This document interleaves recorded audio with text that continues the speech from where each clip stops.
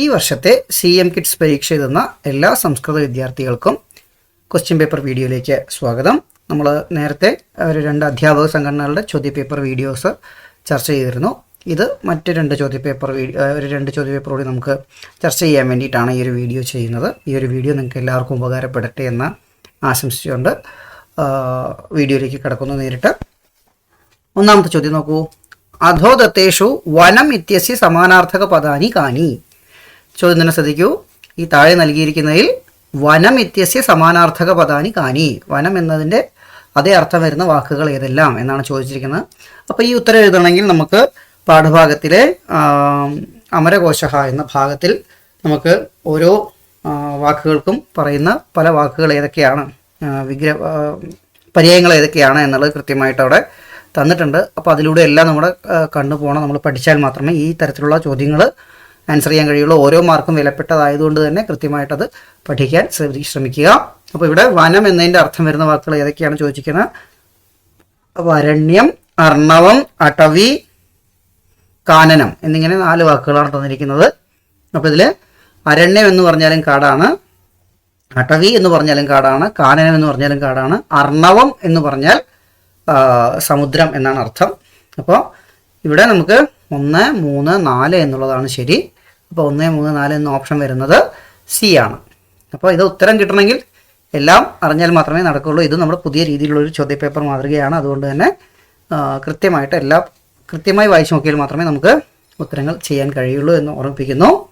അടുത്തത് അന്ധസ്യ ഭാവഃ. ഒന്നാമത്തെ പാഠഭാഗവുമായി ബന്ധപ്പെട്ട വിഗ്രഹമാണ്. നേരത്തെ പറഞ്ഞല്ലോ, അമരകോശം ശ്രദ്ധിക്കണം, വിഗ്രഹം ശ്രദ്ധിക്കണം, പദച്ഛേദം ശ്രദ്ധിക്കണം, എല്ലാം നമ്മൾ നോക്കേണ്ടതാണ്. അന്ധസ്യ ഭാവഃ എന്താണ്? അന്ധത, ആന്ധ്യം, അന്ധത്വം, അന്തഃ. നമുക്കറിയാം. അന്ധസ്യ ഭാവഃ ആന്ധ്യം എന്നുള്ളതാണ്. മുനേഹേ ഭാവഃ മൗനം.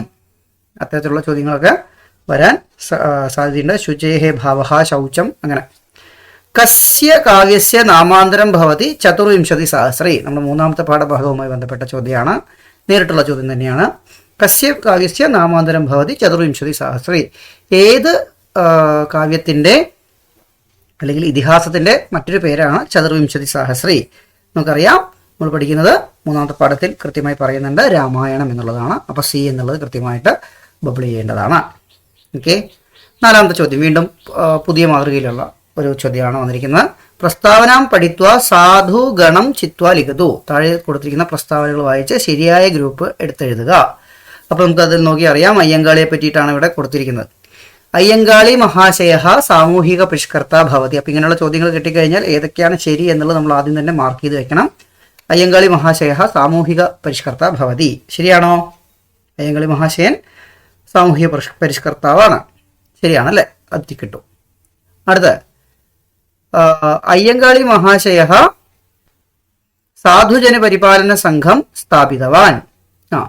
അയ്യങ്കാളി എന്ത് ചെയ്തു? സാധുജന പരിപാലന സംഘം സ്ഥാപിച്ചു. ശരിയാണോ? അതെ, നമ്മുടെ അയ്യങ്കാളിയുടെ പാഠത്തിൽ കൃത്യമായി പറയുന്നുണ്ട്.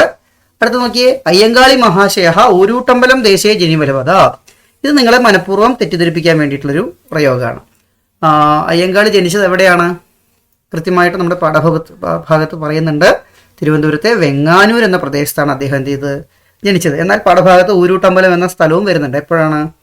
ഊരൂട്ടമ്പലത്തിലാണ് ആ ബെഞ്ച് കത്തിച്ച ഒരു സംഭവം നടക്കുന്നത്. പഞ്ചമിയെ കൊണ്ടിരുത്താൻ പോയ ഊരൂട്ടമ്പലം വിദ്യാലയത്തിലാണ് ഈ ഒരു സംഭവം നടക്കുന്നത്. അപ്പോൾ അയ്യങ്കാളി ജനിച്ചത് പക്ഷെ എന്തല്ല, ഊരൂട്ടമ്പലത്തിലല്ല. അപ്പോൾ ഈ രീതിയിലും നമ്മൾ എന്ത് ചെയ്യണം? ചിന്തിച്ചാൽ മാത്രമേ ശരിയായിട്ടുള്ള ഉത്തരം കണ്ടുപിടിക്കാൻ കഴിയുള്ളൂ. അപ്പോൾ ഇത് തെറ്റായിട്ടുള്ള പ്രസ്താവനയാണ്. 3 തെറ്റാണ്. അപ്പം 3 തെറ്റ്. അയ്യങ്കാളി മഹാശയ കേരളീയ ഭവതി. അയ്യങ്കാളി കേരളീയനാണ്. 4 ശരിയാണ്. അപ്പോൾ ഇതോടെ നമ്മൾ ടിക്കറ്റ് കഴിഞ്ഞു. 1, 2, 4 ശരി.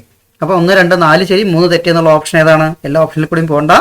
1, 2, 4 ഉചിതം, 3 അനുചിതം. അതിലാണ് എന്ത് ചെയ്യേണ്ടത്? ടിക്ക് ചെയ്യേണ്ടത്. ഓക്കെ. അടുത്തത് ഭൂതകാലാർത്ഥ ലകാരഃ കഃ. എന്താണ് ഭൂതകാലാർത്ഥം വരുന്ന ലകാരം ഏതാണ്? നമുക്കറിയാം, ലങ്. മറ്റൊന്ന് പറയൂ. ലോട്ട് എന്താണ്? ആജ്ഞാപേക്ഷയാണ്. ലെട്ട് വർത്തമാനകാലമാണ്. ലങ് ഭൂതകാലം പറഞ്ഞു. ലേട്ട് വേദത്തിൽ മാത്രം പ്രയോഗിക്കുന്നതാണ്. നമുക്ക് വരുന്നത് ലിട്ടും ഭൂതകാലമാണ്, ലിട്ട് ഭാവികാലമാണ്. ഓക്കെ. ഇനി അടുത്ത് നോക്കൂ. അനുചിതം ഗണം ചിത്വ ലിഖിതു. ശ്രദ്ധിക്കൂ, അനുചിതമായ ഗണമാണ്, ഉചിതമല്ല അനുചിതമായ ഗ്രൂപ്പ് എടുത്ത് എഴുതുക. ക്ഷമ, ഉത്സാഹ, സ്നേഹ എല്ലാം ശരിയാണ്. ധീരത, സത്യസന്ധത, സഹിഷ്ണുത എല്ലാം ഉചിതമായ ഗുണമാണ്. ധർമ്മ, ആലസ്യം, ഉത്സാഹ. ഓക്കെ, ധർമ്മ, ആലസ്യം, ഉത്സാഹ. ആലസ്യം എന്നുള്ളത് നമ്മൾ നേരത്തെ ഒന്നാമത്തെ പാഠത്തിൽ പഠിച്ചിട്ടുണ്ട്, അവഗുണമാണ്. അപ്പോൾ അത് കൃത്യമായിട്ട് തെറ്റാണെന്നുള്ളത് മനസ്സിലാക്കാൻ നമുക്ക് കഴിയണം. അപ്പോൾ സി എന്നുള്ളതാണ് എന്ത് ചെയ്യുക, ഉത്തരമായിട്ട് വരിക. അടുത്തത് വസതി സ്മ ഇത്യസ്യ അർത്ഥഃ കഹ. വസതി സ്മ എന്നതിൻ്റെ അർത്ഥം എന്താണ് നമ്മൾ പഠിച്ചിട്ടുണ്ട്, മൂന്നാമത്തെ പാഠഭാഗത്തിൽ പഠിച്ചിട്ടുണ്ട്. സ്മ ഇത്യസ്യ യോഗേ, സ്മ എന്ന വാക്ക് വന്ന് ലെറ്റിൻ്റെ കൂടെ വന്നു കഴിഞ്ഞാൽ അതെന്താവും, ഭൂതകാലാർത്ഥമാവും. അപ്പോൾ വസതി എന്നതിൻ്റെ ഭൂതകാലം എന്താ വാക്ക്, വസത്. ഓപ്ഷൻ എ ആണ്. അതാ പുതിയ മാതൃകയിലുള്ള മറ്റൊരു ചോദ്യമാണ്. അധോദത്തേഭ്യഃ ഉചിതം ഗണം കിം. താഴെ കൊടുത്തിരിക്കുന്നതിൽ ഉചിതമായ ഗ്രൂപ്പ് ഏതാണ് എന്നാണ് ചോദിച്ചിരിക്കുന്നത്. നോക്കിയേ, പറഞ്ഞോളൂ. കാളിദാസഃ, ഭവഭൂതിഃ, ശൂദ്രകഃ, ഭാസഃ. ഇവിടെ ഇങ്ങനെ കുറേ കൊടുത്തിട്ടുണ്ട്. അപ്പോൾ നേരത്തെ പറഞ്ഞിട്ടുണ്ട് മാഷ്, ഇത്തരത്തിലുള്ള ചോദ്യം വന്നു കഴിഞ്ഞാൽ കൃത്യമായിട്ട് ഇതിൻ്റെ അടുത്ത് തന്നെ എഴുതി കഴിഞ്ഞാൽ ഇത് നമുക്ക് നോക്കുമ്പോൾ എളുപ്പമായിരിക്കും. അപ്പോൾ ആദ്യം തന്നെ നോക്കാം. കാളിദാസൻ എഴുതിയത് ഏതാണ്? കർണഭാരം, മൃച്ഛകടികം, അഭിജ്ഞാന ശാകുന്തളം, ഉത്തരരാമചരിതം, ആശ്ചര്യ ചൂടാമണി. ഏതാണ് പറഞ്ഞോളൂ? കാളിദാസന്റെ ഏതാണ്? ഗായാണ് അല്ലേ, അഭിജ്ഞാന ശാകുന്തളമാണ്. അപ്പോൾ 1 എന്നുള്ളത് ഇവിടെ എഴുതുക. അപ്പോൾ 1 ഗ വരുന്ന ഓപ്ഷൻസ് എത്ര ഉണ്ട്? ഓക്കെ, എ ബി എല്ലാം നമ്മൾ നോക്കുന്നതിന് മുമ്പ് തന്നെ എളുപ്പ വഴിയാണ് പറയുന്നത്. 1 2 3 3 1 ഗ വരുന്ന ഓപ്ഷൻ. അപ്പോൾ നമുക്ക് ഇനി എന്താ ഒഴിവാക്കാം? ഡി എന്ന ഓപ്ഷൻ പാടെ ഒഴിവാക്കി കളയാം. ഈ 3 ഓപ്ഷനിൽ മാത്രം നിന്നാൽ മതി. രണ്ടാമത്തെ ഭവഭൂതി എഴുതിയത് ഏതാണ് ഇതിൽ? ഭവഭൂതിയുടെ ഉത്തരരാമചരിതമാണ്. ഘ. അപ്പോൾ 2 ഘ. അപ്പോൾ 1 ഗായും 2 ഘായുമായിട്ടുള്ള ഓപ്ഷൻസ് ഏതൊക്കെയുണ്ട്? നേരത്തെ പറഞ്ഞു 3 ആയി. എ ബി സി ആണ്. അതിൽ 1 ഘ 2 ഘ. എ ഉണ്ട്. 1 ഘ 2 ങ. അപ്പോൾ നമുക്ക് ഇനി എന്ത് ചെയ്യാം? ഈ ഓപ്ഷൻ വേണ്ട.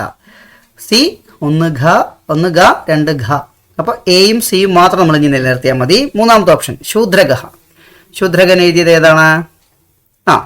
ഇതിൽ മൃച്ഛഘടികമാണ് എന്ത് ശൂദ്രകന്റെ വരുന്നത്.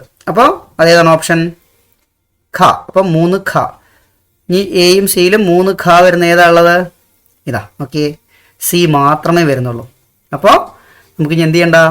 മറ്റേ 4ാമത്തെ ഓപ്ഷനിലേക്ക് നോക്കുക വേണ്ട. ഭാസൻ കർണഭാരം എഴുതിയാണ് ക എന്നുള്ളതാണ്. അപ്പോൾ സി എന്നുള്ളത് എന്ത് ചെയ്യുക? ടിക്കറ്റ് വയ്ക്കുക. ഓക്കെ, അപ്പോൾ ഈ രീതിയിൽ എന്ത് ചെയ്യാം? നമുക്ക് ഈ ഒരു ചോദ്യത്തിന് ഉത്തരങ്ങൾ കണ്ടെത്താം. ഇതിൽ കൃത്യമായിട്ട് ആരൊക്കെ എഴുതി എന്നറിഞ്ഞാൽ മാത്രമേ ചെയ്യാൻ കഴിയുള്ളൂ. മാഷ് പറഞ്ഞത് വേഗത്തിൽ കണ്ടുപിടിക്കാനുള്ള ഓപ്ഷനാണ് ഇത്. സംസ്കൃതത്തിൽ മാത്രമല്ല മറ്റുള്ള വിഷയങ്ങളിലും ഈ ഒരു ടെക്നിക്ക് നിങ്ങൾക്ക് ഉപയോഗിക്കാവുന്നതാണ്. 8ാമത്തെ മാനിനാം മരണാത് ഭയാനകം കിം. നമ്മുടെ സുഭാഷിതത്തിന്റെ ശ്ലോകത്തിലേക്ക് വന്നു. മാനിനാം സ്വാതന്ത്ര്യമേവാപ്യമൃതം സ്വാതന്ത്ര്യം ചൈവ ജീവിതം പാരതന്ത്ര്യം മാനിനാം തു മരണാച്ച ഭയാനകം എന്ന് പറഞ്ഞിട്ടുണ്ട്. അപ്പോൾ മാനികൾക്ക് മരണത്തെക്കാൾ ഭയാനകമായിട്ട് എന്താണ്? സ്വാതന്ത്ര്യം, പാരതന്ത്ര്യം, അപമാനം, പ്രോത്സാഹനം. എന്താണ്? പാരതന്ത്ര്യമാണ്. അത് ടിക്കിടുന്നു. അടുത്തത് ISRO സംസ്ഥായ പ്രഥമ അധ്യക്ഷ കഹ. ISROന്റെ ആദ്യത്തെ അധ്യക്ഷൻ ആരാണ്? പറഞ്ഞോളൂ. Einstein, CV Raman, APJ Abdul Kalam, Vikram Sarabhai. ആദ്യത്തെ 2 പേരും അല്ലാന്നുള്ള അറിയാം. വിക്രം സാരാഭായ് എന്നുള്ളത് എന്ത് ചെയ്യുക? ടിക്കിടാം. കതി വിഭക്തയ സന്ധി സംസ്കൃതേ കതി വിഭക്തയ സന്ധി. സംസ്കൃതത്തിൽ എത്ര വിഭക്തികളുണ്ട്? നമ്മൾ ബേസിക് നോളജ് നമ്മൾ നേരത്തെ ക്ലാസ്സിൽ എടുത്തിട്ടുണ്ട്. അത് ശ്രദ്ധിക്കുക. സംസ്കൃതത്തിൽ 10 ലകാരങ്ങൾ, ദശലകാരാഹ സന്ധി, വിഭക്തികൾ 7 ആണ്. സപ്ത വിഭക്തയ സന്ധി. അപ്പോൾ അത് കൃത്യമായിട്ട് മാർക്ക് ചെയ്യുക. അടുത്ത അന്താരാഷ്ട്ര യോഗാ ദിനം കഥാ ആചരതി. നമ്മൾ ദിവസങ്ങളും പഠിക്കാൻ വേണ്ടി പറഞ്ഞിട്ടുണ്ടായിരുന്നു. അന്താരാഷ്ട്ര യോഗാ ദിനം എപ്പോഴാണ്? നമുക്കറിയാം, ഇന്റർനാഷണൽ യോഗയുടെ ആചരിക്കുന്നത് ജൂൺ 21 അപ്പോൾ അത് കൃത്യമായിട്ട് എ എന്നുള്ള ഓപ്ഷൻ ചെയ്യാം. ഇനി പുതിയ രീതിയിലുള്ള മറ്റൊരു ചോദ്യം വന്നിട്ടുണ്ട്. അധോദത്തേ വാക്യേ പഠിത്വ ഉചിതം ഗണം ചിത്വാ ലിഖിതോ. താഴെ 2 വാക്യങ്ങൾ വായിച്ച് ഉചിതമായ ഗണം തിരഞ്ഞെടുത്ത് എഴുതുക എന്നാണ് പറഞ്ഞിരിക്കുന്നത്. പ്രസ്താവന എന്താണ്? ലോകേ അവ്യവസ്ഥ തഥാ വ്യവസ്ഥായൈ നിയമഃ അപേക്ഷിതഃ. ലോകത്ത് അവ്യവസ്ഥയും വ്യവസ്ഥയും ഒക്കെ ഉണ്ടാക്കാൻ നിയമം ആവശ്യമാണ്. എന്തിനാണ് നിയമം? കാരണം പറഞ്ഞിരിക്കുന്നത് മാനവഃ സുഖാർത്ഥ പ്രയത്നൈഹി കഥാചിത് അന്യേഷാം ഹാനിഹി സംഭവതി. മനുഷ്യന്മാർ സ്വന്തം കാര്യം നോക്കുന്ന സമയത്ത് മറ്റുള്ളവർക്ക് ഹാനി സംഭവിക്കാം. അതുകൊണ്ട് എന്ത് വേണം? നിയമങ്ങൾ വേണം. ശരിയാണോ? അപ്പോൾ ശരി തന്നെയാണ്. പ്രസ്താവനയും കാരണവും ശരി തന്നെയാണ്. അപ്പോൾ പ്രസ്താവനയും കാരണവും ഉഭയോരഭി സാധു, രണ്ടും ശരിയാണ്. കാ ഇതി ഉചിതം വിശദീകരണം ഭവതി പ്രായത്യസ്യ, പ്രസ്താവനയുടെ ഉചിതമായ വിശദീകരണം തന്നെയാണ് കാരണം. അപ്പോൾ എ എന്നുള്ളത് ടിക്കിടാം. ഓക്കെ, അടുത്ത് കേരള വാൽമീകി കഹ. കേരള വാൽമീകി ആര്? നമുക്കറിയാം ആരാണ്. വാൽമീകി എന്ന് പറഞ്ഞാൽ അറിയാം, നമുക്ക് രാമായണം എഴുതിയ ആളാണ്. അപ്പോൾ കേരളത്തിൽ രാമായണം തർജ്ജമ ചെയ്ത ആരാണ്? വള്ളത്തോൾ നാരായണ മേനോൻ. കൃത്യമായിട്ട് ടിക്ക് ചെയ്യാം. അടുത്ത് റസിയ ഡാഷ് സഹ ആപണം ഗച്ഛതി. റസിയ ഡാഷിൻ്റെ കൂടെ ആവണത്തിലേക്ക് പോകുന്നു, കടയിലേക്ക് പോകുന്നു. അപ്പോൾ ഇവിടെ ഈ സഹ വന്നു കഴിഞ്ഞാൽ തൃതീയാണ് നമുക്ക് പ്രയോഗിക്കേണ്ടത്. അപ്പം തൃതീയ വന്നിട്ട് മാത്ര. ഇത് എപ്പോഴും ഓർത്ത് വയ്ക്കുക, ഈ സഹ വന്ന മാത്ര പിത്ര എന്നൊക്കെ വേണം നമ്മൾ പ്രയോഗിക്കുക ഈ ഒരു വാക്ക് വരുമ്പോൾ. അടുത്ത് നോക്കൂ, അവസാനത്തെ ചോദ്യം പദച്ഛേദം. സദാ അസ്തു. സദാസ്തു എന്താണ്? സദഹ പ്ലസ് അസ്തു, സദാ പ്ലസ് അസ്തു, സദാ പ്ലസ് തു, സദാ പ്ലസ് തു. ഏതാ വരിക? സദാ പ്ലസ് അസ്തു ഇതാണ് വരിക. അപ്പോൾ ഈ ഒരു 15 ചോദ്യങ്ങൾ ഒരു മാതൃകയായിട്ട് മാത്രം വയ്ക്കുക. അടുത്തൊരു ക്വസ്റ്റ്യൻ പേപ്പറിലേക്ക് വളരെ വേഗം പോകുന്നു. രണ്ടാമത്തെ സെറ്റ് നോക്കാം. നോക്കൂ, കഹ ഗണേന അന്തർഭവതി. കൂട്ടത്തിൽപ്പെടാത്തത് എന്ത് എന്നാണ് ചോദിക്കുന്നത്. കുക്കുരഹ, സാരമേയ, ഭല്ലൂകഹ, മൃഗദംശക. അപ്പോൾ നോക്കൂ, നമ്മൾ കഴിഞ്ഞ ക്വസ്റ്റ്യൻ പേപ്പർ ചർച്ച ചെയ്തപ്പോൾ പറഞ്ഞു നമ്മുടെ അമരകോശം എന്ന ഭാഗം കൂടി നമ്മളൊന്ന് നോക്കി പോകണം. അപ്പോൾ ഇവിടെ കൊടുത്തിരിക്കുന്നത് എന്താണ്? നായ, സാരമേയ എന്ന നമ്മുടെ രണ്ടാമത്തെ പാഠഭാഗത്തിൽ നായ എന്നർത്ഥം വരുന്ന മറ്റു വാക്കുകളാണ്.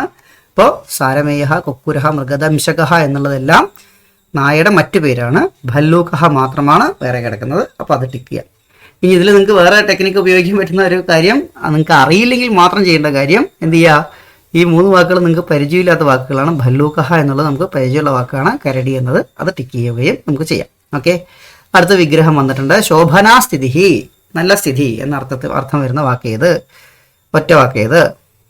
സ്ഥിതി, സുസ്ഥിതി, സംസ്ഥിതി, സസ്ഥിതി. അപ്പോൾ നമുക്കിതിൽ ചെറിയ ചെറിയ മാറ്റങ്ങളേ ഉള്ളൂ. അതുകൊണ്ട് തന്നെ അക്ഷരങ്ങൾ ശ്രദ്ധിച്ച് വേണം എന്ത് ചെയ്യാൻ, ഉത്തരം എഴുതാൻ. ഇവിടെ ഉത്തരം വരിക എന്താണ്? സുസ്ഥിതി എന്നുള്ളതാണ്. പൗരേഭ്യ ഭാരത സർവകാരേണ ദത്തം പരമോന്നത പുരസ്കാരം കഹ. പൗരന്മാർക്ക് ഭാരത സർക്കാർ നൽകുന്ന പരമോന്നത പുരസ്കാരം ഏത് എന്നാണ് ചോദിച്ചിരിക്കുന്നത്. ഉത്തരം എന്താ വരിക? ഭാരതരത്നം എന്നുള്ളതാണ്.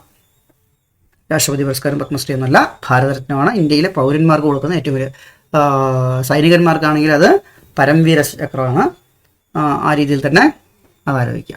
അടുത്ത നോക്കിയേ, പുതിയൊരു രീതിയിലുള്ള ചോദ്യമാണ്. ഉചിതം ഗണം ചിത്വാലികതു. ഉചിതമായ ഗ്രൂപ്പ് എടുത്തെഴുതുക.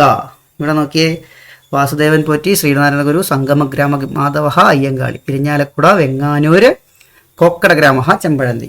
അപ്പോൾ നിങ്ങൾക്കറിയാം ഇതിൽ ആളുകൾ ജനിച്ച സ്ഥലം നോക്കിയിട്ടാണ് കൊടുത്തിരിക്കുന്നത്. നമുക്ക് 8 പാഠങ്ങളാണുള്ളത്. ഇത് പക്ഷേ 9ാമത്തെ പാഠത്തിൽ നിന്നാണ് ഈ ഒരു ചോദ്യം ചില ആളുകൾ വന്നിരിക്കുന്നത്. അപ്പോൾ ഉദാഹരണത്തിന് വാസുദേവൻ പൊറ്റിയുടെ ഇതൊക്കെ നമുക്ക് 9ാമത്തെ പാഠത്തിലാണുള്ളത്. എങ്കിലും നിങ്ങളൊക്കെ ഇപ്പോൾ ഫെബ്രുവരിയൊക്കെ ആയതുകൊണ്ട് തന്നെ ആ പാഠത്തിലൂടെ കടന്നു പോയിട്ടുണ്ട്. വാസുദേവൻ പൊറ്റി എവിടെയാണ് ജനിച്ചത്? പറഞ്ഞോളൂ. കോക്കട ഗ്രാമത്തിലാണ്. അപ്പോൾ ഇത് 1, 3 വരുന്ന ഓപ്ഷൻസ് ഇതിൽ ഏതൊക്കെയുണ്ട് നോക്കിയോളൂ. നേരത്തെ പറഞ്ഞ അതേ ടെക്നിക്ക്. ക എന്നുള്ളത് 3 വരുന്ന ഏതൊക്കെയുണ്ട്?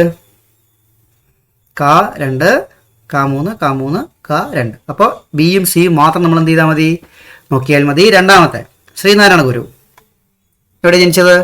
ചെമ്പഴന്തി. ഖ 4 വന്നത് ഏതാണ്? ബിയും സിയിലും സി മാത്രമാണ്. ഇനിയിപ്പോൾ നമുക്ക് എന്ത് ചെയ്യണ്ട, വേറെ ഒന്നും നോക്കണ്ട. ഇനി നിങ്ങൾക്ക് ഇങ്ങനത്തെ ചോദ്യം വരുമ്പോൾ മറ്റൊരു ടെക്നിക്ക്, എല്ലാ ഉത്തരങ്ങളും അറിയില്ലെങ്കിൽ ചെയ്യാവുന്ന മറ്റൊരു ടെക്നിക്ക്, നിങ്ങൾക്ക് അറിയുന്നത് ഏതൊക്കെയുണ്ടെന്ന് നോക്കാം. അപ്പോൾ ശ്രീനാരായണ ഗുരുവിൻ്റെ ജന്മസ്ഥലം നമുക്കറിയാം, ചെമ്പഴന്തിയാണ്. 4 ഖ 4 വരുന്ന ആകെ ഒരൊറ്റ ഓപ്ഷനേ ഉള്ളൂ, സി മാത്രമേ ഉള്ളൂ.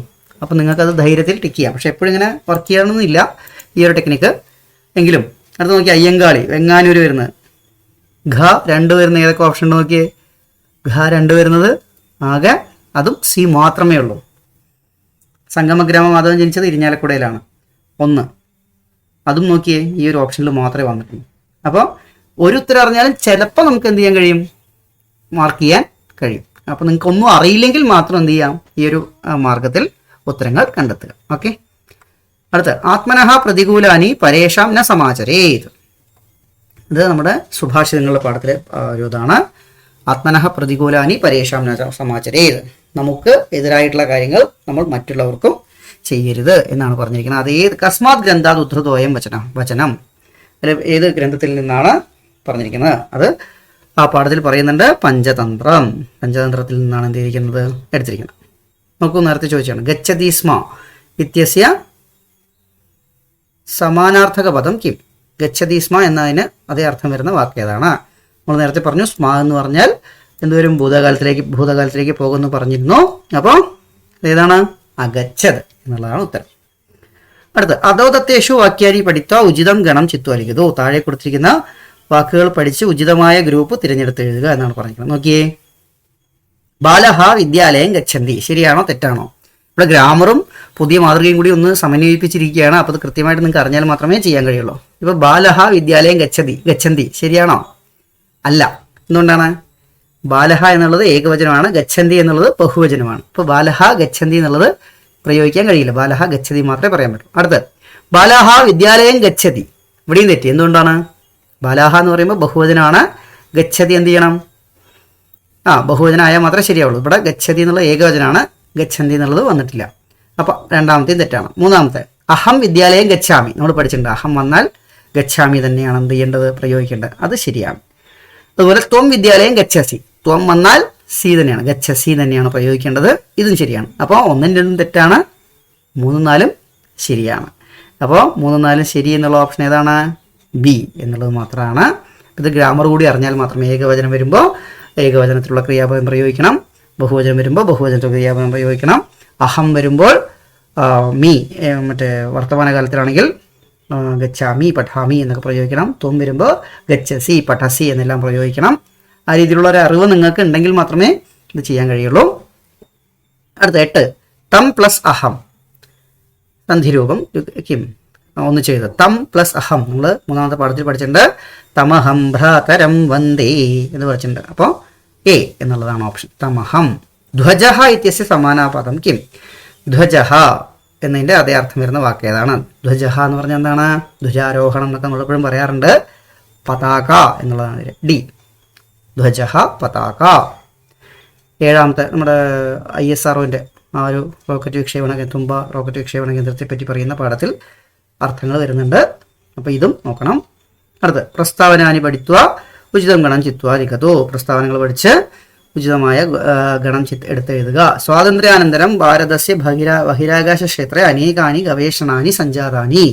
സ്വാതന്ത്ര്യത്തിന് ശേഷം ഭാരതത്തിൻ്റെ ബഹിരാകാശ ക്ഷേത്രത്തിൽ കുറേ ഗവേഷണങ്ങൾ നടന്നിട്ടുണ്ട്. അതിന് കാരണം എന്താണ്? യാത്രയേഷു ശാസ്ത്രാഭിമുഖ്യം വർധനം ആവശ്യം ഭവതി എന്നാണ്. കുട്ടികളിൽ ശാസ്ത്രാഭിമുഖ്യം വർദ്ധിക്കുന്നത് ആവശ്യമാണ്. അതിനു വേണ്ടിയിട്ടാണ് എന്ത് ചെയ്യുന്നത്? സ്വാതന്ത്ര്യത്തിന് ശേഷം ബഹിരാകാശ ക്ഷേത്രത്തിൽ നമ്മൾ ഗവേഷണങ്ങളെല്ലാം നമ്മുടെ ഗവൺമെൻറ്റുകൾ നടത്തിയിരിക്കുന്നത്.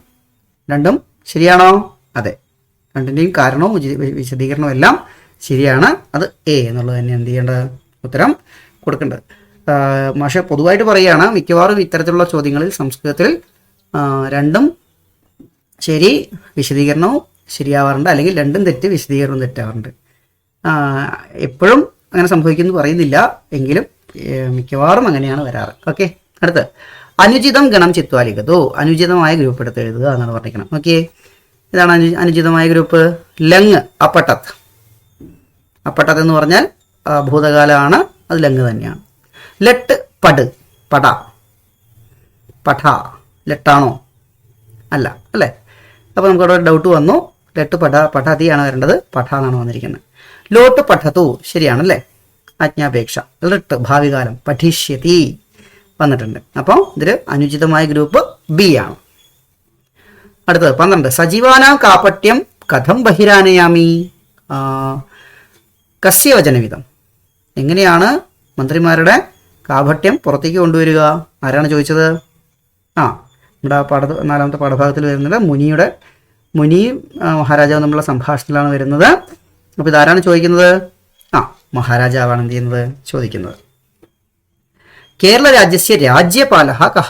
കേരളത്തിൻ്റെ രാജ്യപാലൻ ആരാണ്? കേരളത്തിൻ്റെ രാജ്യപാലഹ എന്ന് വെച്ചാൽ ഗവർണർ എന്നുള്ള വാക്കിന് പറയുന്ന വാക്കാണ് രാജ്യപാലഹ.